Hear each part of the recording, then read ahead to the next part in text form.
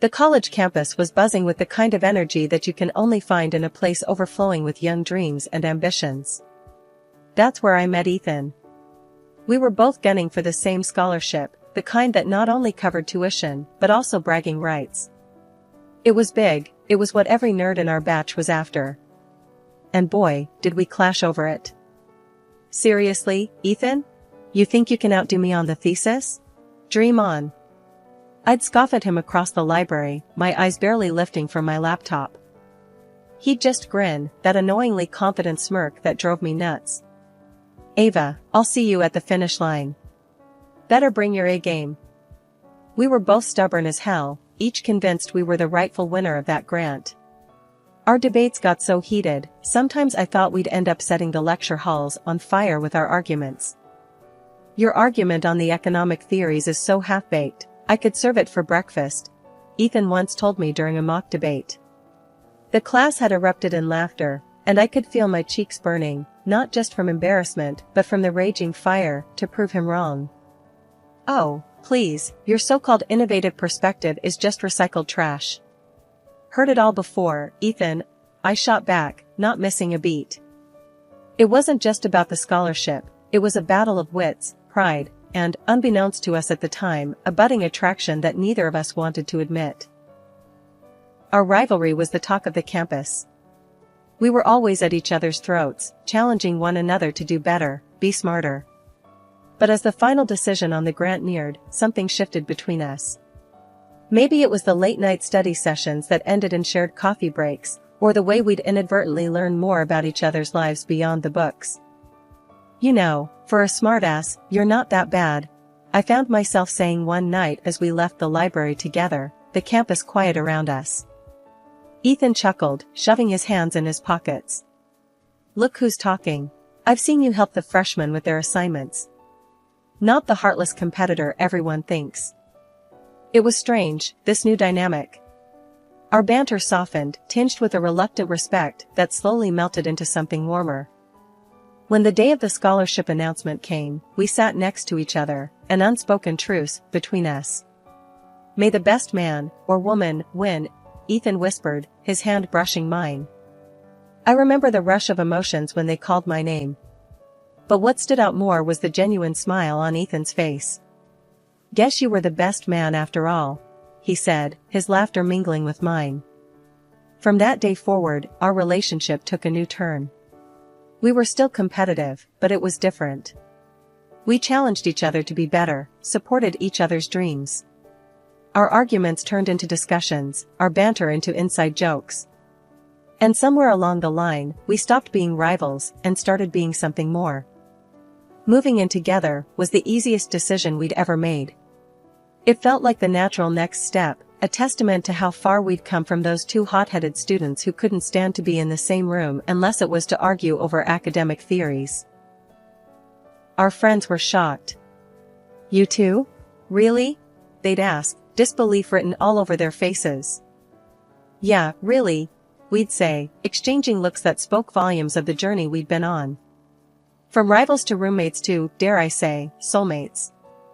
Living with Ethan was like being in our little bubble. But bubbles are delicate, and ours was no exception, especially when it came to dealing with his folks. Martha and John were as traditional as they come, and our choice to live together without the whole marriage shebang didn't sit well with them. Not at all. It was like a broken record every time we saw them. You're living in sin, Ava. It's not right. Martha would start, her tone laced with disappointment and a touch of scorn. She was a pro at guilt trips, making sure to sprinkle in stories of her own purity. John and I didn't even kiss until we were married. Can you imagine? I tried to keep my cool, respect was important to me, but boy, was it hard. Martha, times have changed. People don't wait for marriage to be together anymore. It's normal. Ethan stood by me, bless him, but it was like talking to a wall with them. John would chime in, voice heavy with this sense of betrayed values. We raised you better, Ethan.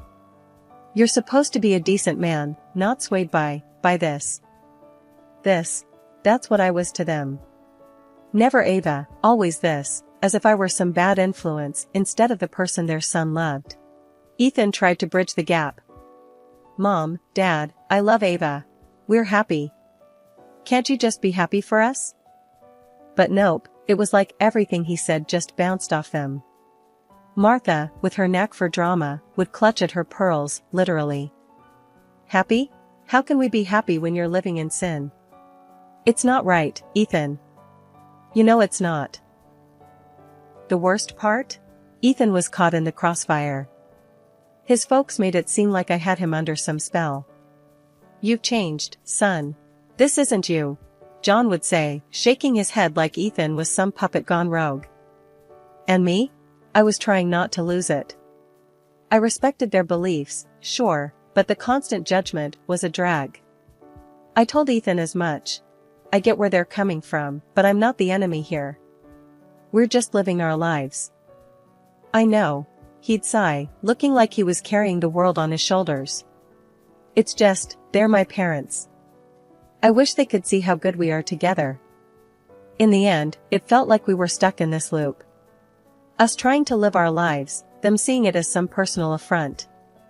It was exhausting, dealing with the endless lectures and the not-so-subtle digs at our life choices. But what could we do? They were his parents, and no amount of reasoning seemed to make a dent. So we kept on, living our sinful life, hoping one day they'd come around. Or at least, stop making every dinner feel like a trial where we were always found guilty. Just when I thought Martha and John's nagging couldn't get any worse, they hit us with a new plan. You both need guidance, Martha announced one evening, her tone more determined than ever. We've arranged for you to meet with Father Mike. He'll set you straight. Ethan and I exchanged a look. The kind that said, "Are you kidding me?" without needing words. Mom, really? We don't need a priest to tell us how to live our lives. Ethan tried to reason, his patience wearing thin. But Martha was on a mission, and when Martha got going, there was no stopping her. It's not up for discussion, Ethan. You're going, and that's final. It's for your own good.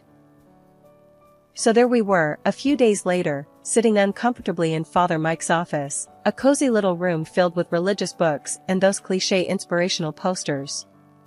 Father Mike was a kind-looking man, but the situation was just absurd. Now, I understand there's some concern about your living arrangements? Father Mike began, peering over his glasses at us. I bit my tongue, really wanting to say something snarky, but managed to keep it civil. We're fine, really. It's just that Ethan's parents are a bit traditional. Father Mike nodded, as if this wasn't the first time he'd been dragged into a family squabble. Marriage is a sacred union, but so is love and respect for one another. Are you two committed to each other? Ethan took my hand, giving it a reassuring squeeze. Yes, we are. Completely. The priest smiled, then turned to some of his books, probably looking for some wise quote to throw at us. But before he could get into it, Ethan cut in. Look, Father, we appreciate what you're trying to do, but we're happy. Isn't that what matters? Father Mike looked at us, then, after a long pause, he closed his book. You're right. Happiness and commitment are what truly matter. Maybe it's not me who needs to guide you, but perhaps I can help your parents understand your choices. That meeting didn't magically fix everything, but it was a start. Or so we thought. Martha and John thanked Father Mike for his time, but seemed to ignore the whole happiness and commitment are what truly matter part. Instead, they focused on the sacred union bit. See? Even Father Mike agrees. You two need to get married, Martha insisted, completely missing the point. Ethan and I just looked at each other, the reality of the situation sinking in.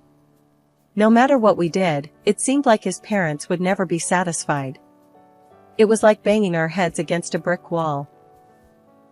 Let's just get married and get it over with, I muttered to Ethan on our way home, half joking, but also half desperate for some peace. Ethan sighed, the weight of the world on his shoulders. I'll do anything if it means they'll finally leave us alone. Little did we know, that decision to give in would open a whole new can of worms. But at that moment, all we wanted was a break from the constant pressure. If a wedding was what it took, then so be it. The wedding was something straight out of a fairy tale, or so I thought. I pulled out all the stops to make sure it was an event that would make Martha and John happy, given their traditional views. The church was decked out in flowers, the music was solemn yet uplifting, and I was dressed in a gown that was the very definition of elegance. Even Martha, who could rival a statue when it came to showing emotions, shed a few tears during the ceremony. But, of course, there was a catch. My friends, who'd been my rock through this whole ordeal, came dressed to kill. They looked amazing, but apparently, their style was a bit too much for Martha. "Did you see how they're dressed?" she whispered to me, right in the middle of the reception. "It's a wedding, not a nightclub." I could feel my cheeks burning, not sure if it was from anger or embarrassment. "Martha, they're my friends. They're here to celebrate with us. Can we just focus on that?" She clucked her tongue, shaking her head like I'd just failed the world's easiest test. "I'm just saying. A little modesty wouldn't hurt." After we caved and got hitched, Martha and John must have thought they snagged an all-access pass to our place. No kidding, they started popping by every single day. If you ever needed a live demo of what too much looks like, this was it. One Saturday morning, there's a knock that could wake the dead. I'm talking 6 a.m., and these two are at our door like they're about to miss a flight. Ethan, barely awake, trudges to the door, and there they are, bright and chipper. "Good morning. We thought we'd spend the day together." Martha chirps, pushing past Ethan like it's the most normal thing in the world. I'm in the kitchen, drowning my sorrows in coffee when John starts critiquing my choice of breakfast. "You know, a hearty breakfast is important. Is this even food?" He's eyeballing my cereal like it's from another planet. "Eggs and bacon were fine for you, right?" I mutter under my breath, not in the mood to start my day off with a lecture on nutritional values. Then, Martha, bless her heart, decides to give me a rundown on cleanliness. "Ava, dear, have you considered organizing your cupboards a bit more? And maybe using some coasters? Water rings on the table are such an eyesore." I'm biting my tongue so hard it's a miracle I still have it. Ethan sees me clenching my fists and jumps in. "Mom, Dad, you know, we really appreciate your visits, but maybe we could do with a bit of space?" You'd think he'd ask them to move to Mars by the looks on their faces. "Space? But we're family. We just want to be close to you too," John says, utterly baffled by the concept of personal boundaries. Martha's on the verge of tears now, playing the guilt card like a pro. "Do you not want us here? After everything we've done for you?" It's like walking on eggshells. You try to set some ground rules, and suddenly you're the villain in their soap opera. I hit my breaking point on a Thursday evening, the kind that started with the same old surprise visit from Martha and John and ended with me locking myself in the bathroom, just to get a minute of peace. "This has got to stop," I muttered to Ethan as we lay in bed, the moon casting a soft glow through our window. "Your folks are driving me nuts. It's like we're living in a reality show, but there's no escaping the cameras." Ethan, looking as worn out as I felt, let out a long sigh. "I know, babe. It's getting to me too. What do we do, though? They're my parents." But this is our home. We can't keep living like this," I shot back, my frustration bubbling over. "We need space. Real space. Maybe we should move. Like, actually move." Ethan propped himself up on one elbow, eyeing me like I'd just suggested we join the circus. "Move? Like, pack up everything and just go?" "Why not?" I was half serious, half desperate. "Your parents can't drop by if we're not here, right?" The idea seemed radical, even to me, but the more we talked about it, the less crazy it seemed. We started to imagine a life where dinner wasn't interrupted by unannounced visits or our weekends weren't planned around avoiding his parents. "Okay, let's say we do this. Where would we go?" Ethan asked, the gears in his head turning. "I don't know. Somewhere close enough to keep our jobs but far enough that it's not just a hop, skip, and a jump for your mom and dad," I suggested, warming to the idea. The decision felt right, almost liberating. We started house hunting online, looking for a place that could be our fresh start, far away from unannounced morning visits and constant criticism. It wasn't long before we found it, a cozy little house in a neighboring city. It was perfect, and the best part? I could buy it with the money I'd inherited from my grandmother. This wasn't just a new house, it was a statement. My money, my rules. A fresh slate on our terms. "They're going to flip," Ethan said, dreading the conversation. "Mom's going to think we're abandoning them." "Maybe," I conceded, "but we're not doing this to hurt them. We're doing it for us, for our sanity. They'll just have to understand." The conversation went as well as we'd feared. There were tears, accusations, and a lot of guilt being thrown around. But we stood our ground, knowing this was the right move for us. "We did it," I said to Ethan as we signed the papers, the weight of the world lifting off our shoulders. The move was hectic, filled with boxes and goodbyes, and the promise of peace. We kept our jobs, commuting a bit further than before, but every mile was worth it for the tranquility that greeted us at the end of the day. Our new life in the neighboring city was everything we'd hoped for. We fell back into our old rhythms, enjoying the quiet and the privacy we'd missed so much. The in-laws? We kept in touch through the internet, a safe buffer that allowed us to control the narrative and the visits. It was a compromise, but a necessary one. Our calls were polite, the conversations brief and infrequent, but it was enough to keep the peace. Just when Ethan and I thought we'd found our slice of peace in the new city, life decided to throw us a curveball. It was a quiet Sunday morning, the kind where you just want to laze around and enjoy the calm. That's when the doorbell rang, shattering the silence. "Who could that be?" I murmured, not expecting anyone. We weren't exactly social butterflies, especially not here, not yet. Ethan shrugged, equally puzzled, and strolled over to the door. When he opened it, his puzzled look morphed into outright disbelief.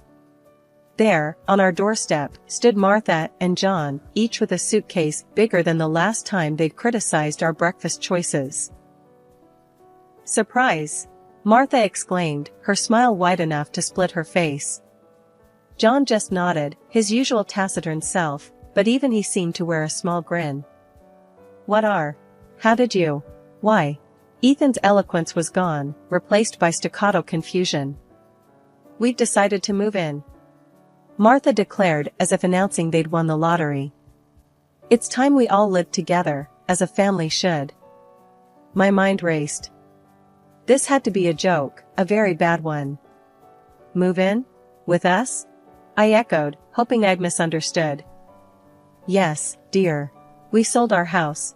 We're here to stay," Martha said, pushing past Ethan, making herself at home as if she hadn't just dropped a bombshell on our doorstep. Ethan and I exchanged a look of sheer panic. "You can't just decide to move in with us," I managed to say, finally finding his voice.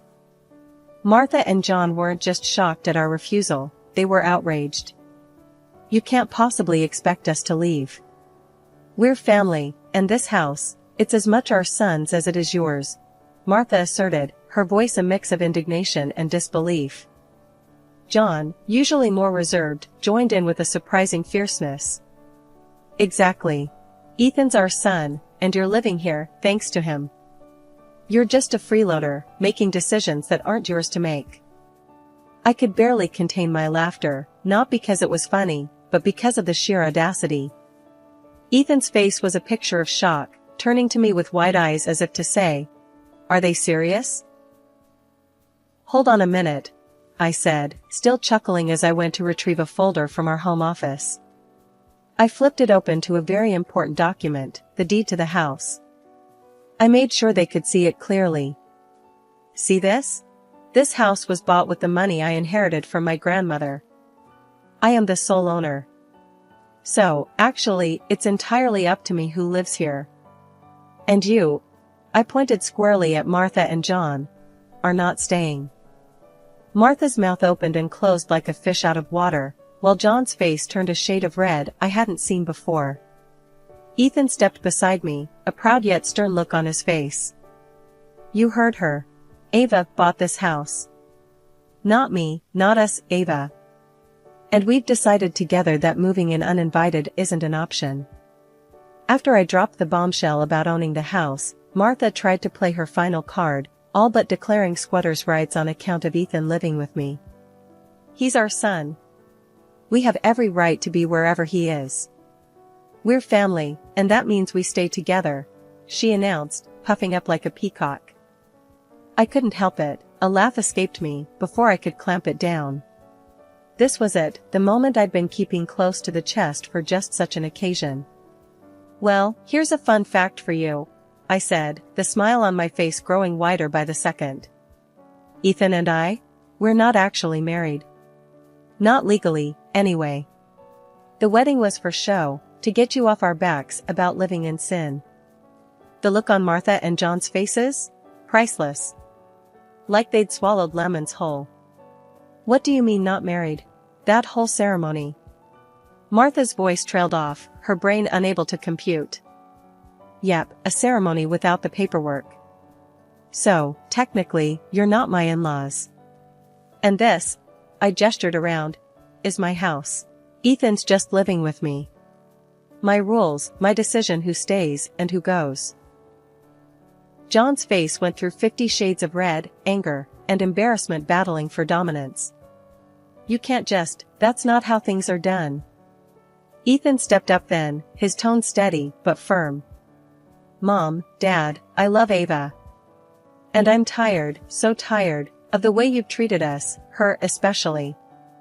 We did what we had to live our lives on our terms. It's time you went home. Martha, not one to go down without a fight, turned her frustration into a weapon. Ethan, you listen here. You're going to leave this woman, and come with us. She's tricked you, manipulated you. But Ethan was unmovable, a rock in the storm. No, Mom. I'm staying. With Ava. I love her, even if we're not married by your standards. It's my life, our life, and it's time you respected that. The standoff in our living room was tense, a silent battle of wills.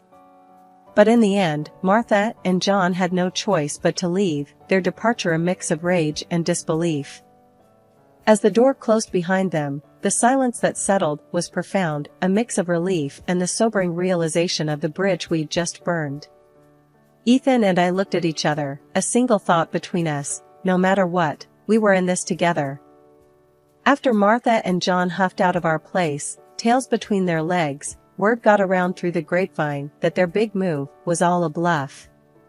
They never sold their house, it was just a ploy to muscle in on us, thinking they could pull one over and make themselves comfy at our expense. Can you believe that? The nerve of some people. But hey, here we are, still in our own little slice of heaven, shaking our heads at the whole mess. Can you imagine if they actually had sold their house? I said to Ethan one evening, the two of us sprawled out on the couch, enjoying the peace and quiet. Ethan chuckled, a deep, hearty sound that filled the room. That would have been a disaster. Good thing they're too attached to their precious home to actually go through with it. We got to talking about the future, just the two of us, figuring out where we go from here. So, what do you think about making it official, after if we're lucky enough to have a kid? Ethan asked, a bit hesitantly. I thought about it, turning the idea over in my mind. I guess. Might make things simpler, paperwork-wise. But I don't need a piece of paper to tell me I'm yours. Yes, I feel the same. It's just us, Ava. Always has been, always will be. Screw anyone who thinks they can dictate how we live our lives, Ethan said, his voice firm with conviction. It was settled then. We'd cross that bridge when we came to it, but for now, we were content. Just Ava and Ethan against the world, no legal documents needed to validate what we had. Our love was the real deal, stamps in the passports or not. And as the days turned into weeks, and the weeks into months, that feeling of us against the world only grew stronger. We were a team, and nothing, not even sneaky in-laws with their bizarre schemes, could tear us apart. As for Martha and John, well, they kept their distance. Maybe they learned their lesson, maybe not. But one thing was for sure, Ethan and I were untouchable, living our lives on our own terms, in our own time. The future looked bright from where we were sitting, a blank canvas ready to be filled with love, laughter, and maybe, just maybe, the pitter-patter of tiny feet. But until then, we were just fine, enjoying the peace, thankful for every quiet moment we had together in our little sanctuary.